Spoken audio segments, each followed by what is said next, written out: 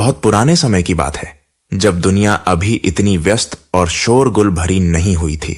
तब एक हरे भरे पहाड़ी गांव में, जहां चारों ओर घने जंगल फैले हुए थे और नदियां कल कल बहती थीं, एक छोटा सा परिवार रहता था। यह गांव इतना शांत और सुंदर था कि सुबह की पहली किरणें पेड़ों की पत्तियों पर मोतियों की तरह चमकतीं और शाम को चिड़ियों की चहचहाहट से आकाश गूंज उठता। गांव के लोग सादा जीवन जीते थे। खेतीबाड़ी, पशुपालन और जंगल से लकड़ी इकट्ठा करके गुजारा करते। इसी गांव में एक छोटे से झोपड़े में 5 भाई और उनकी एक छोटी बहन रहते थे। बहन का नाम था राधा। राधा की उम्र मुश्किल से 16 वर्ष की थी, लेकिन उसकी समझदारी और मेहनत किसी बड़े व्यक्ति से कम नहीं थी। वह अपने भाइयों की आंखों का तारा थी, उनके जीवन की रोशनी। भाइयों के नाम थे, सबसे बड़ा गोपाल, फिर श्याम, रामू, मंगल और सबसे छोटा किशन। उनके माता पिता का देहांत बहुत पहले हो चुका था, जब राधा अभी छोटी सी थी। पिता की मौत एक जंगली जानवर के हमले में हुई थी और मां उसके बाद बीमारी से चल बसी। तब से भाइयों ने मेहनत मजदूरी शुरू कर दी थी। गोपाल और श्याम जंगल में लकड़ी काटते, रामू और मंगल खेतों में काम करते और किशन घर के छोटे मोटे कामों में हाथ बटाता। राधा घर संभालती, सुबह जल्दी उठकर झाड़ू पोछा करती, भाइयों के लिए खाना बनाती, उनके गंदे कपड़े धोती और सुखाती। वह इतनी कुशल थी कि घर हमेशा चमचमाता रहता। भाइयों को उसकी बनाई रोटियां और सब्जी इतनी पसंद थी कि वे हमेशा उसकी तारीफ करते। राधा, तेरे हाथों में जादू है, गोपाल अक्सर कहता। श्याम हंसकर जोड़ता, हां बहन, तेरी रोटियां खाकर सारा थकान उतर जाता है। राधा का जीवन सरल था, लेकिन खुशियों से भरा। वह भाइयों के लिए मां की तरह थी, उनकी हर जरूरत का ख्याल रखती। सुबह उठकर सबसे पहले वह कुएं से पानी भरती, फिर चूल्हा जलाती और आटा गूंथती। उसके छोटे छोटे हाथ इतनी तेजी से काम करते कि देखने वाला देखता रह जाता।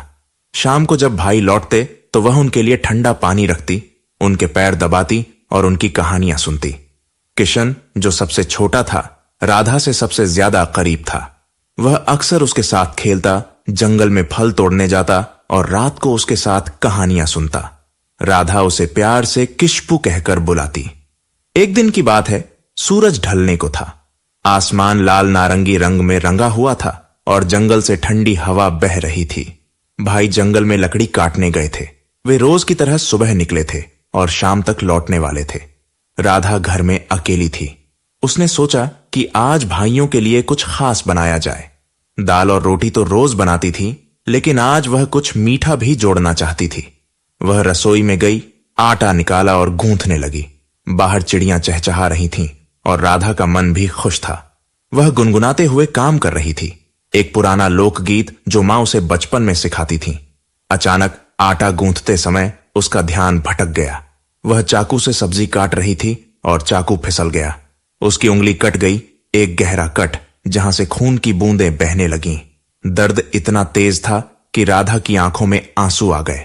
वह पहले तो घबरा गई, चीखने ही वाली थी, लेकिन फिर खुद को संभाला। अरे ये क्या हो गया, उसने मन में सोचा। खून आटे पर गिर रहा था और राधा ने जल्दी से उंगली को मुंह में डाला ताकि बहना रुक जाए, लेकिन कुछ बूंदें आटे में मिल चुकी थीं। उसने सोचा, अगर भाइयों को पता चला तो वे कितना परेशान हो जाएंगे। वे वैसे ही दिन भर मेहनत करते हैं, ऊपर से मेरी चिंता, यह बात छुपानी होगी। उसने खून को आटे में ही मिला दिया। आखिर आटा गीला था और खून की मात्रा इतनी कम थी कि दिखाई नहीं दे रही थी। फिर उसने उंगली पर एक साफ कपड़ा बांध लिया और रोटियां बनाना शुरू कर दिया। रोटियां तवे पर सिक रही थीं और घर में खुशबू फैल गई। राधा की उंगली अभी भी दर्द कर रही थी, लेकिन वह मुस्कुराती रही। शाम को जब भाई घर लौटे, वे थके हारे थे। उनके कंधों पर लकड़ी के गट्ठर थे और चेहरे पसीने से चिपचिपे। गोपाल ने दरवाजे पर ही आवाज लगाई, राधा बहन, आज भूख बहुत लगी है, जल्दी खाना लगा। राधा ने मुस्कुराकर उन्हें अंदर बुलाया, ठंडा पानी दिया और गर्मा गर्म रोटियां और दाल परोसी। आज की रोटियां कुछ अलग थीं। वे ज्यादा नरम, ज्यादा स्वादिष्ट लग रही थीं। भाइयों ने खाना शुरू किया। पहले कौर में ही गोपाल रुक गया। अरे वाह राधा, ये क्या बात है, आज की रोटियां तो लाजवाब हैं। ऐसा स्वाद पहले कभी नहीं चखा। क्या डाला तूने इनमें? कोई खास मसाला? श्याम ने भी सहमति में सिर हिलाया। हाँ बहन, लगता है आज तूने जादू कर दिया। रामू और मंगल हंसते हुए खाते रहे और किशन ने भी तारीफ की।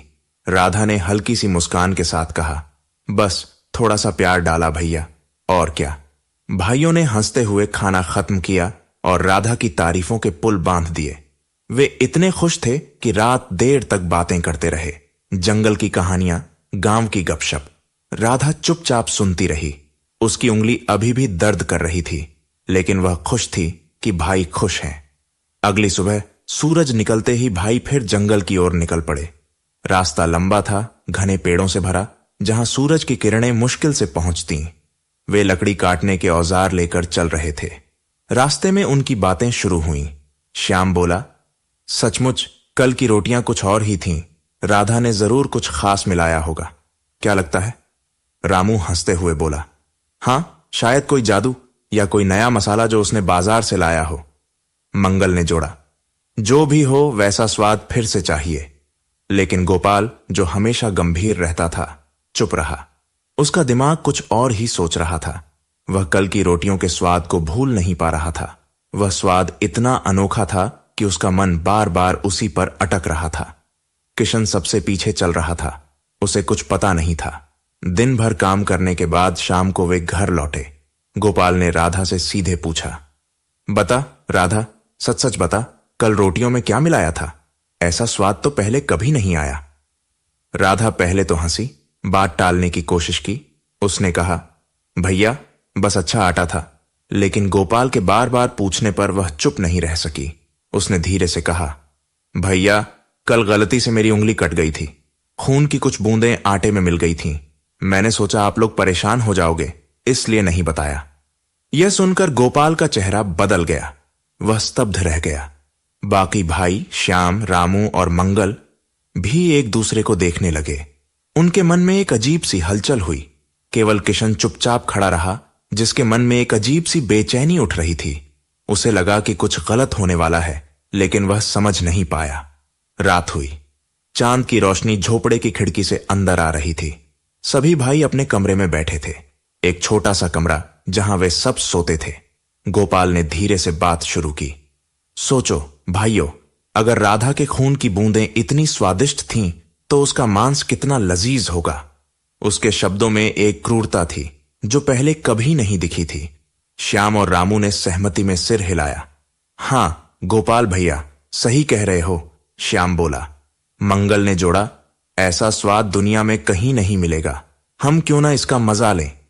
किशन ने यह सुना तो उसका दिल कांप उठा। यह क्या कह रहे हो भैया, वह हमारी बहन है, ऐसा सोचना भी पाप है। मां बाप की आत्मा क्या कहेगी। लेकिन चार बड़े भाइयों ने उसकी बात अनसुनी कर दी। वे हंसते रहे जैसे कोई मजाक हो। किशन का मन घबरा रहा था। वह रात भर सो नहीं सका। अपनी प्यारी बहन को बचाने की सोचता रहा, लेकिन कोई रास्ता न सूझा। वह डर गया था कि अगर विरोध किया तो भाई उसे भी नुकसान पहुंचा दें। अगली सुबह सूरज की पहली किरण के साथ उन्होंने एक भयानक योजना बनाई। गोपाल बोला, हम राधा को कहेंगे कि हमने उसके लिए शहर में एक अच्छी नौकरी ढूंढ ली है। उसे जंगल ले जाएंगे और वहां खत्म कर देंगे। फिर उसके मांस से दावत करेंगे। श्याम ने जोड़ा, हां, और किशन तू चुप रहना, वरना तेरी भी शामत आएगी। किशन ने विरोध करने की कोशिश की, लेकिन चार भाइयों की एकजुटता के सामने उसकी आवाज दब गई। वह रोया, लेकिन चुपचाप। दिन भर वह उदास रहा। राधा को देखकर उसका दिल टूटता था। शाम को गोपाल ने राधा को बड़े प्यार से बुलाया। राधा बहन, तू अब बड़ी हो गई है। हमने तेरे लिए शहर में एक अच्छी नौकरी ढूंढी है, एक अमीर घर में काम, जहां तू रानी की तरह रहेगी। आज चल, हम तुझे वह जगह दिखा लाते हैं। राधा की आंखें चमक उठीं। उसने सपने में भी नहीं सोचा था कि भाई इतनी जल्दी उसके लिए इतना अच्छा इंतजाम कर देंगे। वह खुशी खुशी तैयार हुई, अपने सबसे अच्छे कपड़े पहने, बाल संवारे और भाइयों के साथ चल पड़ी। किशन सबसे पीछे था। उसके कदम भारी थे। जंगल का रास्ता लंबा था। पेड़ इतने घने थे कि दिन में भी अंधेरा लगता। रास्ते में बंदर उछल कूद कर रहे थे और दूर से शेर की दहाड़ सुनाई देती। राधा थक गई और बोली, भैया अब कितना दूर है, मेरे पैर दर्द कर रहे हैं। गोपाल ने हंसकर सामने की ओर इशारा किया, बस वो रहा, वहां तू रानी की तरह रहेगी, थोड़ा और चल। राधा ने भरोसे से आगे कदम बढ़ाए, लेकिन तभी 4 भाइयों ने उसे पकड़ लिया। उन्होंने उसे एक मजबूत पेड़ से रस्सी से बांध दिया। राधा घबरा गई। भैया ये क्या कर रहे हो, छोड़ो मुझे। लेकिन उनके चेहरों पर अब कोई दया नहीं थी। गोपाल ने ठंडी आवाज में कहा, चुप रह राधा, आज तेरा अंत है। राधा का दिल दहल गया। वह रोते हुए बोली, हे भगवान, मेरे अपने भाई ही मेरी जान लेना चाहते हैं। क्या मुझसे कोई गलती हुई? मैंने तो हमेशा आपकी सेवा की। किशन का दिल टूट रहा था। वह रो रहा था, लेकिन चुप रहा, डर से कि भाई उसे भी मार दें। गोपाल ने चाकू निकाला और राधा पर निशाना साधा। राधा ने करुण स्वर में गाना शुरू किया, मारो ना भैया, दिल पर निशाना साधो, तुम्हारा चाकू जंगल में भटक जाएगा भैया। गोपाल का हाथ कांप गया और चाकू चूक गया। वह पेड़ में धंस गया। श्याम ने कोशिश की, लेकिन उसका भी निशाना चूक गया। रामू और मंगल की बारी आई, लेकिन हर बार चाकू लक्ष्य से भटक गया, मानो कोई अदृश्य शक्ति राधा की रक्षा कर रही हो। अब किशन की बारी थी। भाई चिल्लाए, मार किशन, वरना तुझे भी नहीं छोड़ेंगे। राधा ने किशन की आंखों में डर देखा। उसने मन में प्रार्थना की, हे भगवान, मेरे छोटे भाई को बचा ले, मैं मर जाऊंगी लेकिन इसे न मरने देना। फिर उसने गाया, मारो भैया, दिल पर निशाना साधो, तुम्हारा चाकू मेरे दिल को भेद जाए भैया। किशन की आंखों से आंसू बह रहे थे। उसने कांपते हाथों से चाकू चलाया और वह राधा के दिल में जा लगा।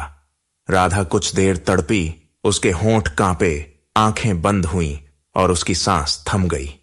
4 भाइयों ने क्रूर हंसी हंसी। उन्होंने राधा के शव को टुकड़ों में काटा और मांस पकाने की तैयारी शुरू की। किशन को पानी और लकड़ी लाने भेजा। वह रोते हुए गया और रास्ते में कुछ जंगली फल और कीड़े ले आया। उसने सोचा, मैं बहन का मांस नहीं खा सकता, यह पाप है। खाना तैयार हुआ, मांस की करी जो भाइयों को बहुत स्वादिष्ट लगी। किशन ने चुपके से अपना हिस्सा एक गड्ढे में डाल दिया और फल खाए। बाकी भाई हड्डियां चबा रहे थे, हंसते बतियाते। रात हो गई और वे सो गए। किशन जागता रहा। सुबह होने से पहले उसने बची हुई हड्डियां इकट्ठी की और उसी गड्ढे में दफना दी। वह रोता रहा, बहन मुझे माफ कर देना, मैं मजबूर था। समय बीता, महीने गुजर गए, मौसम बदले। उस जगह जहां हड्डियां दफनाई गई थीं, एक आम का पेड़ उगा। यह पेड़ साधारण नहीं था। उसके फल बड़े, रसीले और अनोखे स्वाद वाले थे। पत्तियां हरी भरी और डालियां मजबूत। गांव वाले हैरान थे कि इतना सुंदर पेड़ कहां से आया। एक दिन एक बूढ़ा बांसुरी वादक जंगल से गुजरा। वह सफेद दाढ़ी वाला, पुराने कपड़ों में, लेकिन आंखों में चमक वाला आदमी था। उसने पेड़ देखा और सोचा, इसकी डाल से बांसुरी बनाऊंगा। यह डाल इतनी मजबूत लगती है कि धुन मीठी आएगी। उसने डाल काटी, साफ की और एक सुंदर बांसुरी बनाई। बांसुरी का रंग सुनहरा था और छेद इतने सटीक कि हवा गुजरते ही संगीत बजता। वह गांव-गांव घूमकर बांसुरी बजाता और भिक्षा मांगता। उसकी धुनें इतनी मधुर थीं कि लोग मंत्रमुग्ध हो जाते। एक दिन वह उसी गांव पहुंचा जहां भाई रहते थे। सबसे पहले गोपाल के घर गया। जैसे ही उसने बांसुरी बजाई, वह खुद गाने लगी, एक करुण स्वर में, मत बजाओ रे बांसुरी, यही है सबसे बड़ा दुश्मन, भाई के घर मत बजाओ, रिश्ते को कलंक लगाया। गोपाल घबरा गया। उसकी रीढ़ में सिहरन दौड़ गई। वह पहचान गया कि यह राधा की आवाज है। उसने पत्नी से कहा, जल्दी भिक्षा दे, इसे भगा, कुछ अनिष्ट होने वाला है। बांसुरी वादक चला गया। अगले घर श्याम के पास हुआ यही। बांसुरी ने वही गीत गाया। श्याम का चेहरा पीला पड़ गया। रामू और मंगल के घर भी यही हुआ। वे सब डर गए, लेकिन किसी को कुछ नहीं बताया। अंत में बांसुरी वादक किशन के घर पहुंचा। जैसे ही बांसुरी बजी, वह मधुर स्वर में गाने लगी, बजाओ रे बांसुरी, मेरे प्यारे छोटे भाई के घर, दर्द छिपाए रखा है युगों से, बजाओ रे बजाओ। किशन चौंक गया। वह रो पड़ा। उसने बांसुरी वादक से पूरी कहानी सुनी, पेड़ की, डाल की। फिर उसने बांसुरी मांगी। वादक ने सहर्ष दे दी। किशन ने बांसुरी को घर में पूजा की तरह रखा। उसे एक छोटे से मंदिर में सजाया फूल चढ़ाए। कुछ दिनों बाद उसने देखा कि उसका घर हर रात साफ हो जाता है, बर्तन चमकते, फर्श साफ, सब कुछ व्यवस्थित। वह हैरान था। एक रात वह छिपकर देखने लगा। आधी रात को बांसुरी से रोशनी निकली, एक सुनहरी किरण, और राधा की आकृति उभरी। वह वैसी ही थी, 16 साल की, मुस्कुराती हुई। वह घर साफ करती, झाड़ू लगाती, बर्तन धोती और वापस बांसुरी में समा जाती। किशन की आंखें भर आईं। बहन, वह फुसफुसाया। किशन ने यह बात अपनी बड़ी भाभी को बताई, गोपाल की पत्नी, जो समझदार थी। भाभी बोली, किशन, यह राधा की आत्मा है, उसे मुक्ति दो। जब वह निकले, बांसुरी को आग में डाल दे और गंगाजल छिड़क दे, उसकी आत्मा मुक्त हो जाएगी। किशन ने वैसा ही किया। अगली रात जैसे ही राधा निकली, उसने बांसुरी को चूल्हे की आग में डाला और गंगाजल छिड़का। बांसुरी जलते ही रोशनी फूटी, एक तेज प्रकाश, और राधा मानव रूप में प्रकट हुई। वह जीवित थी, सांस ले रही थी। दोनों भाई बहन गले लगकर रो पड़े। किशु, तूने मुझे बचा लिया, राधा बोली। किशन ने कहा, बहन, मैंने तुझे मारा था, लेकिन मजबूरी में। सुबह किशन ने गांव वालों को बुलाया। सारा गांव इकट्ठा हुआ, बुजुर्ग, बच्चे, औरतें। किशन ने सच बताया, मेरी बहन की मौत हादसा नहीं थी। मेरे भाइयों ने उसे मारकर खा लिया, लेकिन ईश्वर ने न्याय किया और उसे लौटा दिया। राधा सामने आई, जीवित, मुस्कुराती। गांव वाले अवाक रह गए। उन्होंने राधा को छुआ मानो सपना हो। 4 भाइयों को सजा देने की बात उठी। कुछ ने कहा उन्हें गांव से निकालो, कुछ ने कहा जेल भेजो, लेकिन राधा बोली, नहीं, माफ कर दो, वे मेरे भाई हैं, उन्हें पछतावा हो गया है, प्रेम से सब ठीक हो जाएगा। भाई रोते हुए आए, गोपाल, श्याम, रामू, मंगल। वे राधा के पैरों में गिर पड़े, माफी मांगने लगे। बहन, हमें माफ कर दे, हम अंधे हो गए थे लालच में। गांव वालों का दिल पिघला और उन्होंने माफ कर दिया। उसके बाद सभी भाई राधा का पहले से ज्यादा ख्याल रखते। गोपाल अब जंगल नहीं जाता, घर पर रहकर राधा की मदद करता। श्याम और रामू खेतों में काम करते, लेकिन शाम को राधा के लिए फल लाते। मंगल घर की मरम्मत करता और किशन हमेशा उसके साथ रहता। वे हंसी खुशी रहने लगे। गांव में यह कहानी लोक कथा बन गई, लोगों को सिखाती कि प्रेम और क्षमा सबसे बड़े पाप को भी मिटा सकते हैं, और सच्चा पश्चाताप जीवन को नई दिशा देता है। राधा अब गांव की प्रेरणा थी, एक ऐसी लड़की जो मौत से लौट आई, और उसके दिल में नफरत नहीं, सिर्फ प्यार था। समय बीतता गया, लेकिन उनकी खुशी कभी कम नहीं हुई।